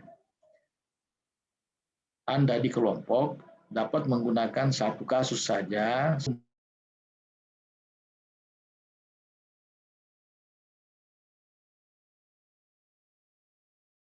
aneka PNS. Nah, itu dengan catatan satu kasus itu memang ada benang-benang merahnya untuk diurai di sana. Kelompok 1 membahas akuntabilitas, nasionalisme, dan etika publik. Kelompok 2 membahas komitmen mutu dan anti korupsi. Nah, ini untuk tugas kelompok. Kemudian kelompok tugas individu, jadi masing-masingnya 11 orang ini, kemudian nanti diupload supaya juga saya bisa periksa secara cepat tugas-tugas individunya. Susun sebuah rencana ataupun program yang berorientasi pada pelayanan publik, dalam kurung langsung atau tidak langsung. Kenapa saya taruh langsung dengan tidak langsung? Karena ada pelayanan publik memang berhubungan langsung dengan publik, dengan masyarakat. Ada yang tidak berhubungan dengan masyarakat. Misalnya dia itu berhubungan dengan keuangan, bendahara misalnya, atau masalah kepegawaian, itu kan tidak berhubungan langsung dengan masyarakat. Tetapi dia punya kaitan yang erat, karena tanpa dana, orang yang bekerja di keuangan, mana mungkin bisa organisasi bisa berjalan dengan baik. Jadi kita yang ditempatkan pada kondisi-kondisi seperti itu harus bangga, karena kita bagian yang tidak terpisahkan dalam struktur organisasi, dalam pelayanan publik, baik langsung maupun tidak langsung. Nah, silakan, tapi ini kelihatannya kan semua langsung, baik di puskesmas, sebagai guru, berhadapan langsung dengan siswa-siswi. Nah, kemudian dapat digunakan dikaitkan dengan konsep rancangan aktualisasi masing-masing sebagai bahan latihan. Jadi misalnya Anda sudah punya konsep rancangan aktualisasi, apalagi kalau sudah dibicarakan dengan mentor, boleh itu dijadikan bahan latihan, boleh. Kalau tidak apa-apa, tidak usah, cari saja yang lain. Nah, kemudian program kegiatan tadi apabila dilaksanakan tentu harus dilakukan melalui kegiatan-kegiatan yang biasanya itu minimal ya, kalau membuat rancangan aktualisasi itu minimal 3 kegiatan atau lebih, dan setiap kegiatan biasanya minimal dilaksanakan 3 tahapan kegiatan. Nah, yang saya warnai putih ini harus diperhatikan. Dalam setiap tahapan kegiatan tersebut, saudara diminta untuk nilai dasar aneka, di mana keterkaitannya nilai-nilai dasar aneka. Jadi dalam hal ini setiap tahapan kegiatan, di sini ada catatan untuk memudahkan Anda, dapat digunakan tabel sebagai berikut. Saya perlihatkan tabelnya. Nah ini, silakan tulis nama, jabatan, dan juga NDH-nya. Nah ini kegiatan. Kegiatan itu akan melahirkan beberapa tahapan kegiatan. Nah ini akuntabilitas, nasionalisme, etika publik, komitmen mutu, anti korupsi. Di dalam tahapan kegiatan inilah yang harus dianalisa keterkaitannya dengan aneka tadi. Jadi bukan kegiatan. Kegiatan itu nanti Anda diajar oleh WI yang lain, itu keterkaitannya dengan agenda 3. Jadi agenda 2, nilai-nilai dasar PNS, yang biasa disebut dengan aneka ini, keterkaitannya adalah pada tahapan kegiatan. Tahapan kegiatan A itu bagaimana mengulas benang-benang merahnya dan akuntabilitas, bagaimana dengan nasionalisme, bagaimana dengan etika publik. Kalau ada silakan isi, kalau tidak ada jangan dipaksakan. Kalau mungkin memang tidak ada kaitannya. B, tahapan kegiatan BB, bagaimana dengan akuntabilitas, dilihat nilai dasar, dilihat indikatornya di sana, bagaimana dengan nasionalisme dan seterusnya. Sampai pada kegiatan kedua melahirkan tahapan-tahapan kegiatan berikutnya dan selanjutnya. Sampai di sini ada yang mau bertanya, baik tugas kelompok maupun tugas individu. Izin bertanya, Pak. Ya, silakan. Mengenai tugas kelompok, apakah beritanya harus dari video atau bisa juga dari media cetak atau media elektronik yang ada seperti Kompas, berita Kompas, media yang di cetak website atau elektronik, daring atau elektronik ini bisa dari YouTube, ya bisa dari YouTube, bisa dari internet. Kemudian media cetak ini bisa dari koran, dari Kompas, boleh silakan. Dari majalah, koran daerah, beritanya juga bisa di Kota Palu, bisa di kabupaten lain, di Sulawesi Tengah. Yang penting real dan masih segar, bukan berita kadaluarsa yang sudah 5-6-7 tahun yang lalu. Daerah lain pun boleh. Batas pengumpulannya kapan ini, Pak? Lebih cepat lebih bagus karena tanggal 10 kita masuk cuma 1 jam pembelajaran, bisa didiskusikan masing-masing ya 15 menit.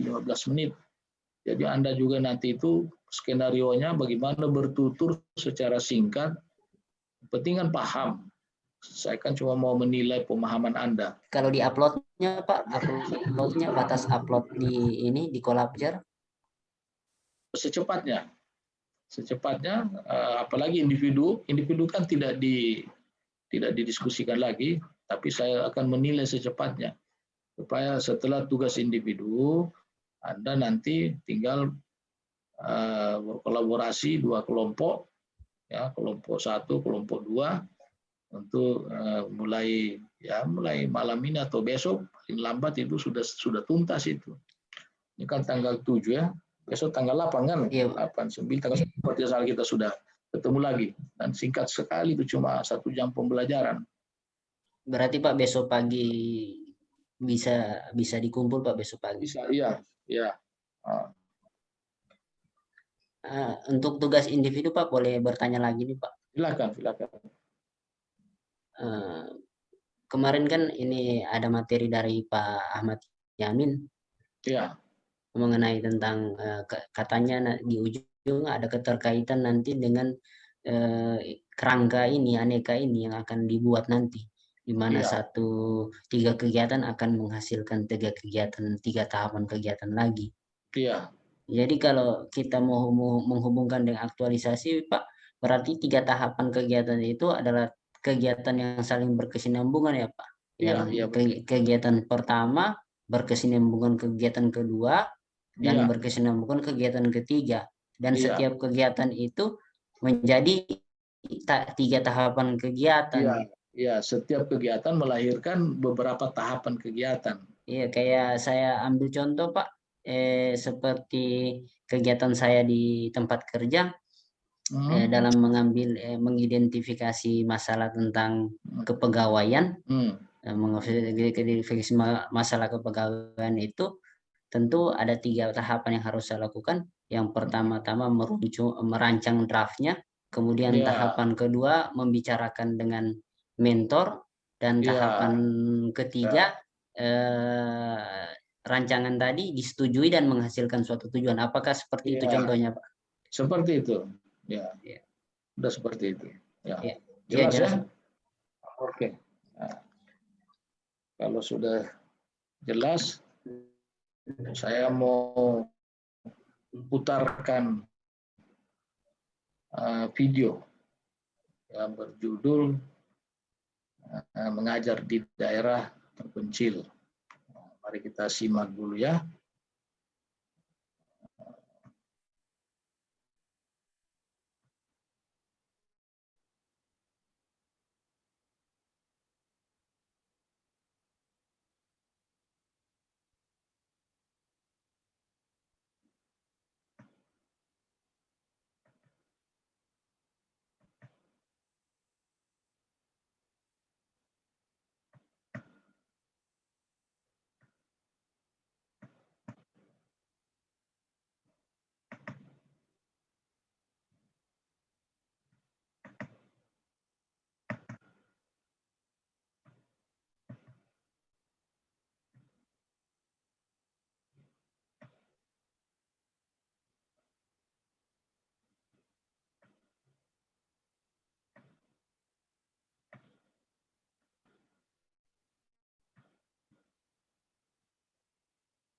Ini kayaknya tidak mau berputar dia. Ada yang sudah upload ini, bahan saya, mungkin ada yang bisa putar dari situ.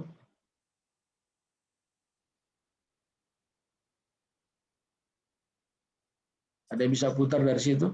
Ya, Dek? Sudah diupload bahannya ya? Ada video linknya saya bagi. Bisa? Saya stop screen, saya stop dulu kalau bisa.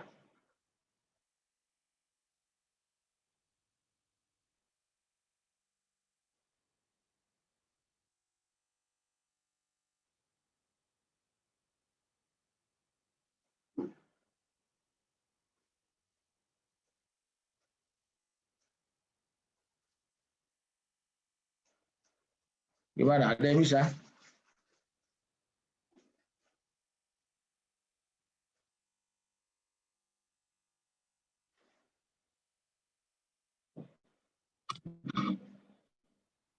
Tapi Pak, lewat YouTube bisa langsung?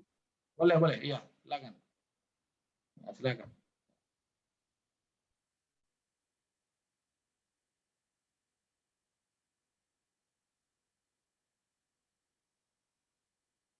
Ya, benar.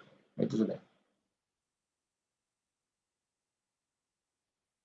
Oke.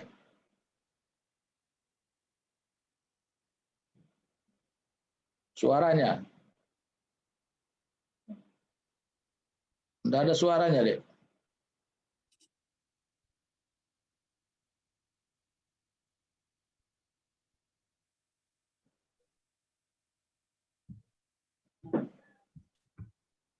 Ada suaranya, Pak? Tidak ada. Tidak kedengaran.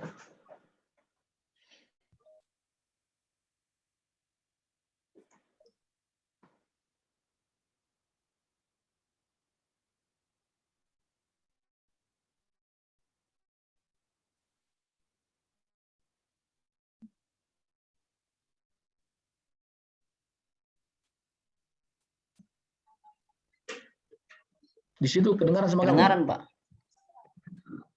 Sama saya, sama yang Tidak. lain, teman-teman lain kedengaran ya? Tidak kedengaran, Pak. Tidak juga. Tidak kedengaran. Pak. Kita 15 menit yang berasal dari desa setempat. Sudah. Ya, oke. Dari pertama. Sejak pagi hari, Dita Anggraini, sarjana pendidikan dari Perguruan Tinggi Negeri Bengkulu ini berangkat dari rumahnya dengan menumpang truk pengangkut batu bara. Dia menumpang truk untuk menuju sekolah menengah pertama yang ada di Desa Kota Niur, Kecamatan Naba, Penanjungan, Kabupaten Bengkulu Tengah. Jarak untuk mencapai lokasi dapat ditempuh dalam waktu setengah jam. Setelah turun dari truk, Dita juga masih harus berjalan kaki kurang lebih sekitar 15 menit. Bukan seperti sekolah, kebanyakan sekolah menengah atas penggalang pendidikan ini hanya dibangun seadanya dengan tiang kayu dan beratap seng tanpa bangku dan fasilitas sekolah pada umumnya. Meski demikian, sekitar 15 murid yang berasal dari desa setempat tetap semangat belajar dan mengikuti kegiatan sekolah. Sekolah menengah atas ini didirikan oleh sejumlah guru dan tenaga pendidik dengan bantuan warga karena banyaknya anak-anak putus sekolah selepas bangku sekolah menengah pertama karena jarak sekolah menengah atas cukup jauh dan ketidakadaan biaya. Kalau hujan di sini basah, terus banyak nyamuk juga, kurang memadai lah. Kenapa tetap memilih bersekolah di sini, Dek? Karena di sini satu-satunya sekolah yang dekat dengan desa. Kalau mau keluar juga perjalanannya sangat jauh. Sebelumnya, anak-anak putus sekolah kebanyakan lebih memilih untuk bekerja membantu orang tua dan menikah dini.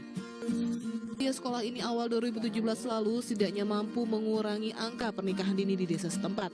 Dan kami karena keprihatinan kami pada anak-anak yang ada di sini. Karena kebanyakan mereka ini kan istilahnya putus sekolah dari tidak ada yang bisa nyambung ke SMA dikarenakan keadaan ekonomi orang tua mereka maupun jarak tempuh sekolah yang ada di sini itu sangat tidak memungkinkan untuk mereka. Untuk operasional sekolah sehari-hari berasal dari sumbangan warga dan perangkat desa setempat. Para guru seperti halnya Dita Anggraini rela digaji hanya 100 hingga 200 ribu rupiah per bulan, bahkan tidak digaji hingga beberapa bulan agar anak-anak di desa ini tidak putus sekolah. Endro Dwirawan. Pertanyaannya itu,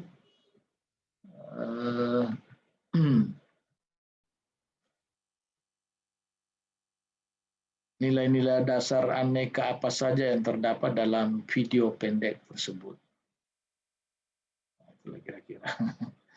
Nilai-nilai dasar aneka apa saja yang terdapat dalam video pendek tersebut. Kalau di kasus yang saya minta di kelompok, tugas kelompok itu pelanggaran aneka. Tapi kalau ini kan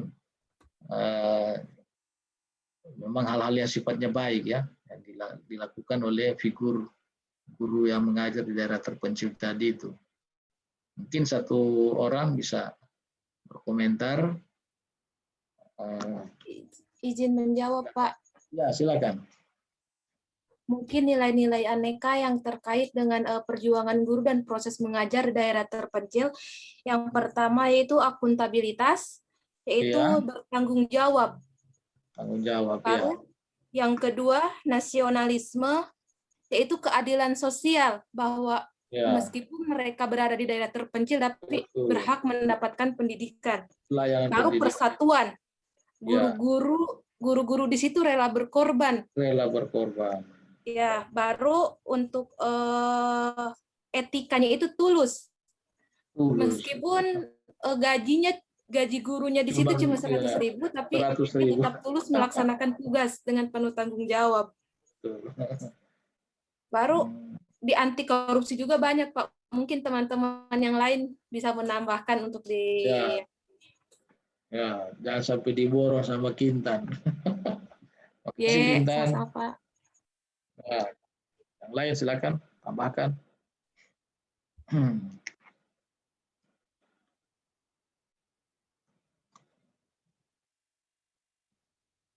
Kalau tidak ya nanti diborong semua nanti sama Kintan.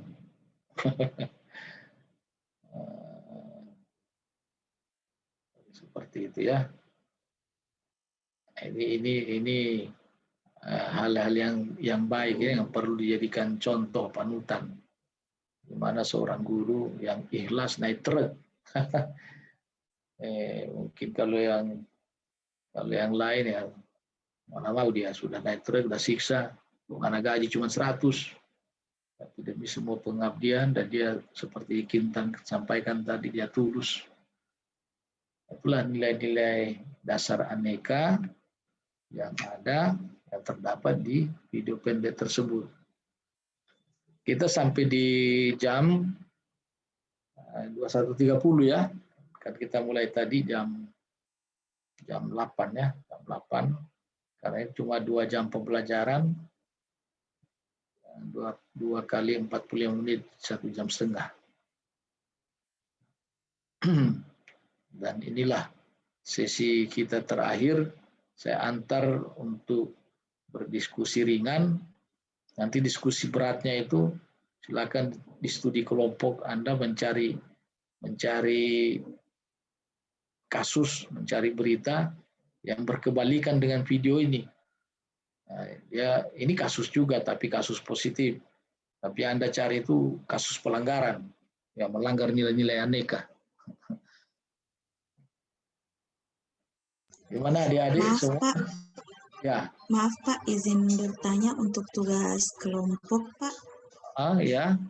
Tadi dijelaskan kalau tugas kelompok itu untuk mencari suatu kasus ya Pak ya.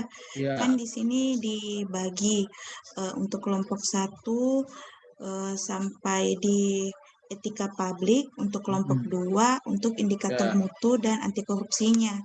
Yang saya mau tanyakan di sini Pak, apakah kedua kelompok ini menggunakan satu kasus atau kasus yang berbeda, Pak? Makasih, Pak. Beda. Ya, Kelompok 1 pakai kasusnya kelompok 1. Kelompok 2 silakan cari kasus untuk kelompok 2 juga. Begitu, Mau pakai video atau pakai media cetak di koran, majalah, tapi sebisa-bisanya langsung saja dideskripsikan saja, tak usah diputar videonya, ya mungkin nanti butuh waktu lagi itu, nanti langsung deskripsi singkat saja, mengulas apa yang ada di sistem blended, nanti punya waktu, tidak tahu ya tanggal berapa itu, setelah Anda melakukan aktualisasi 1 bulan, kita akan ketemu secara langsung itu ya, klasikal kalau tidak salah ya, di jadwal udah lihat jadwalnya adik-adik? Iya Pak, kalau untuk jadwal untuk tanggal dan harinya sudah ada di situ di Kolabjar Pak, tapi untuk materi-materi atau tugas-tugas lainnya sih belum di klasikal 6 hari.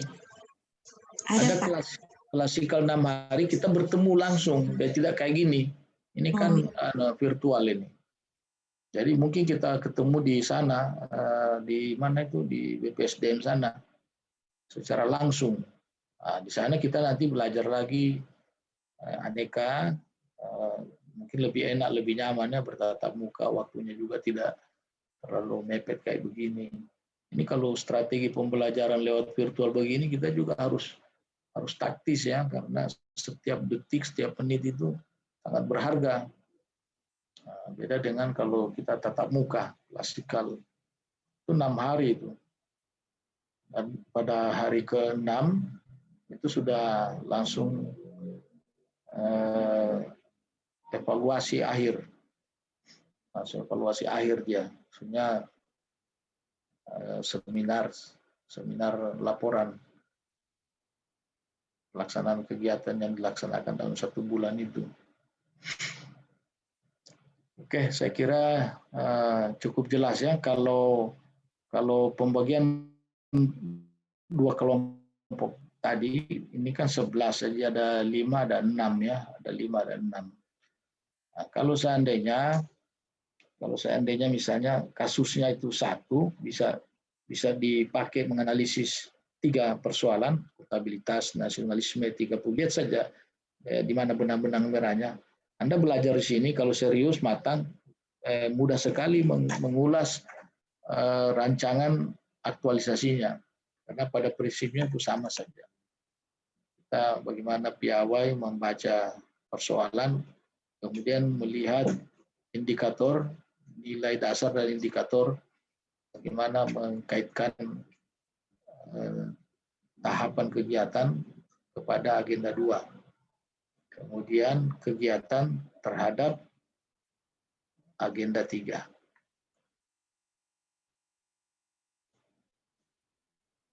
Cukup ya adik-adik? Sudah cukup jelas ini?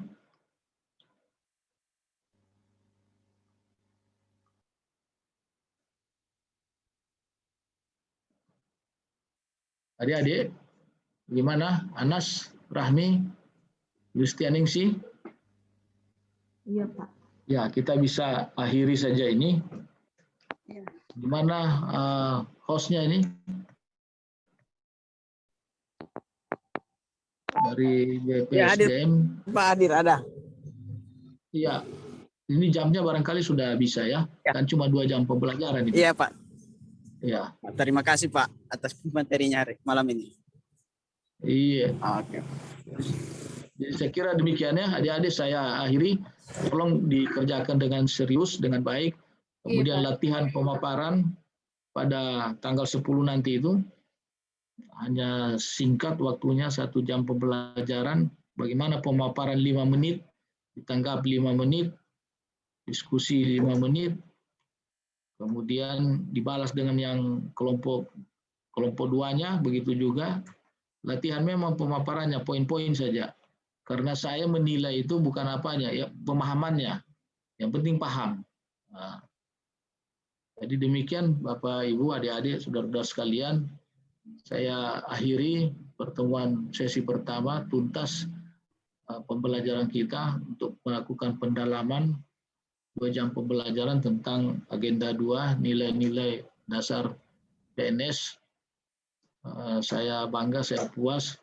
11 orang ini aktif semua. Tidak ada yang pasif. Di catatan saya ini semua aktif. Dan saya kira juga evaluator mengikuti perkembangan diskusi kita dalam 2 jam pembelajaran yang lalu. Demikian, mohon maaf bila ada hal-hal yang kurang berkenan. Saya akhiri dengan ucapan billahi taufiq wal hidayah. Assalamualaikum warahmatullahi wabarakatuh. Waalaikumsalam. Terima kasih Pak. Terima kasih Pak. Terima kasih banyak Pak. Ya. Oke, saya duluan live ya. Ya Pak, terima kasih Pak. Baik Pak, terima kasih Pak. Ya, buat teman-teman sekalian, sebelum kita akhiri, kita berdoa dulu. Siapa yang bisa pimpin doanya?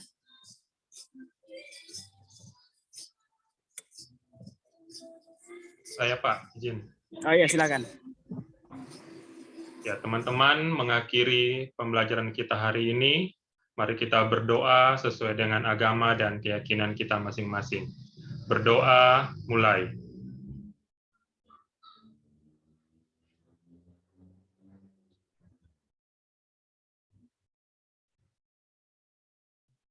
selesai.